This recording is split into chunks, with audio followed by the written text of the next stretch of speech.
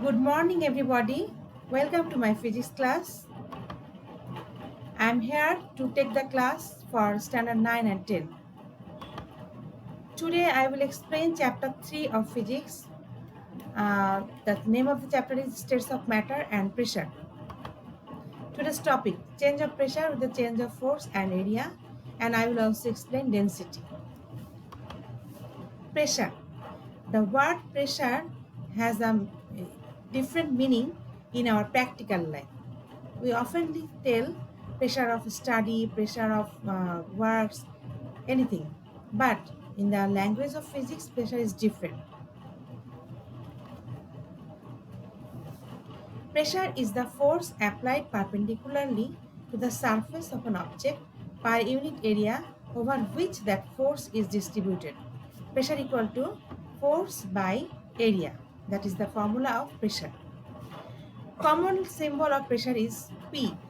That can be both small or capital P. The dimension of pressure equal to ml inverse 1 T inverse 2 and its SI unit is Pascal. Look, everybody, look at the formula. Pressure equal to force by area. Here, if you consider the force as constant, then pressure will be changed with the change of area. That means if the area is larger, then pressure will be less. If area is less, then pressure will be more. That means pressure and area are uh, inversely proportional to each other. And if you consider the area as constant, then pressure will be changed with the change of force.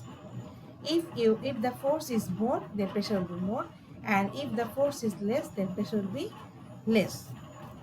Pressure is a scalar quantity.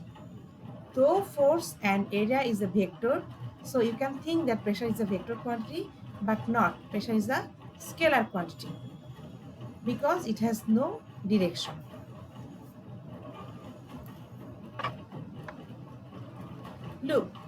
Look at the figure. Here, this is a square surface and the area of this surface is 4 meters square. And if I applied 4 Newton force on that surface, then pressure will be what? You know the formula, pressure equal to force per unit area. Here applied force is 4 Newton and the surface area is 4 meters square. So the pressure will be 4 Newton by 4 meters square. That means Newton per meter square equal to Pascal. So the pressure here is 1 Pascal. Here, if you divide the area into 4 parts, then each of the part will be 1 square meter. So the applied pressure on each of the meter square area is 1 Pascal. Again, if you divide the 1 meter square area into again 4 parts, that means each part is will be 0.25 meters square, and the applied force will be 0.25 Newton. So then the pressure will be 0.25 Newton by 0.25 meters square. That means 1 Pascal.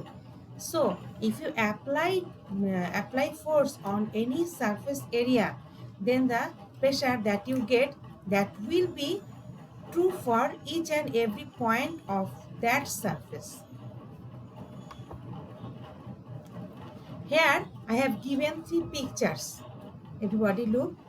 In the picture number 1, here a girl is pushing the chair by her one hand. And in the picture number 2, the girl is trying to push the chair by using her 2 hands.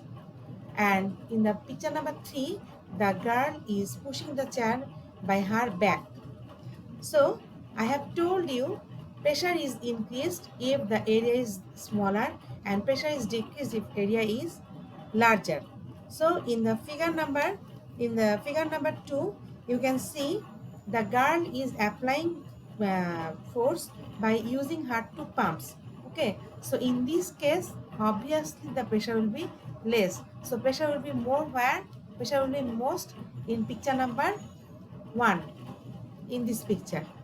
Okay, and pressure will be least at the 3rd picture where she applied the same pressure by using her back. So as the area is larger, so pressure will be less in that case. Look everybody, here I have given two picture of a high heel shoe and a flat shoe. So the shoe pares into the mud when one walks on soft mud wearing a high heel.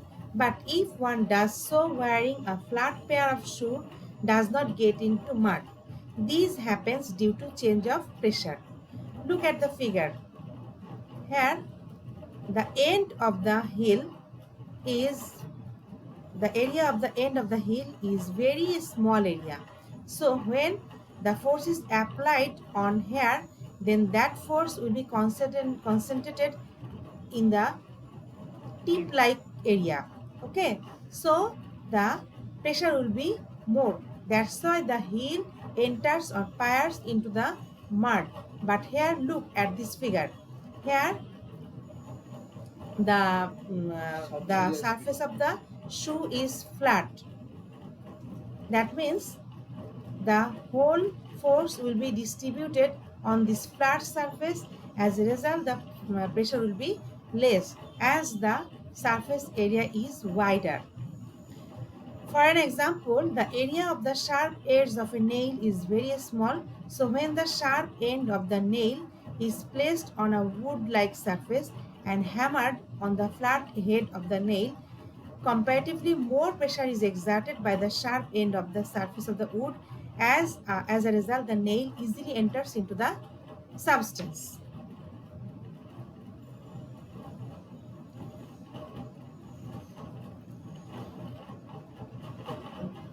Here I have given you one video to watch. Look everybody, in her hand there is a sharp pin. The end of the pin is very sharp and dot like area. Okay, and she is holding a marker. The end of the marker is flat. That means the area of the end of the marker is larger than that of the sharp end of the pin. If you want to enter the pin into a page, it will easily enter. Look at the video. But if you want to enter the marker into the page, then it will not enter anymore.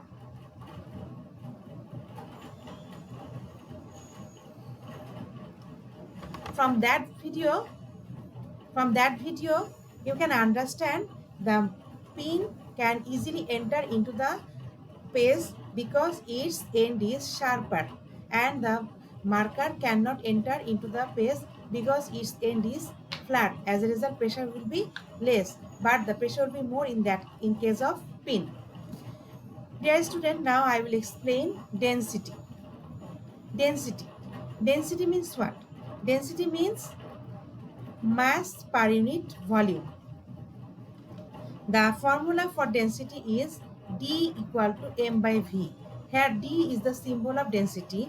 Also you can use another symbol for density, that is rho. Greek letter rho. Here m is the mass of the object and V is the volume. Density is commonly expressed in units of gram per cubic centimeter. For example, the density of water is 1 gram per cubic centimeter. Density can also be expressed as kilogram per cubic meter in mKs or SI unit. For example, the density of air is 1.2 kilogram per cubic meter. The densities of common solid, liquid and gases are listed in your textbook. So you must try to memorize that chart because there some MCQ questions can come from that chart. Density offers a convenient means of obtaining the mass of a body from its volume or vice versa. The mass is equal to the volume multiplied by the density. Look, m equal to Vd. And you can also find out the volume by dividing the mass by the density. That means volume equal to mass by density. Density of some familiar substance I have given in the next slide. You will also observe that you have to remember one thing: if temperature increases or decreases, volume of the substance can be increased or decreased. Since there is no change in the mass, the density of substance may change with the temperature. So you have to remember one thing, that density can be changed with the change of temperature, though there will be no change of mass, but the volume of the object can be changed. That's why density can be changed. Look everybody, here I have given one chart for you.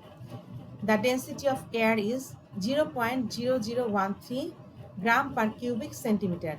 In this way, I have given the density of wood, water, ice, aluminium, lead, gold, ethanol. Look at the figure, everybody. Here, liquids of different densities are kept in a cylinder or in a beaker. But all the liquids are separable from each other due to the difference of their density. They are not mixed up. So you can also practice this experiment in your home. You can mix up different liquid like oil, then glycerin, then water, and also you can use color. Then you can see the liquids are not mixed up with each other. They can be separable due to their density. Today I am to finish my lesson lecture, everybody. Thank you. There is a moral for you. The journey of 1,000 miles begins with a single step.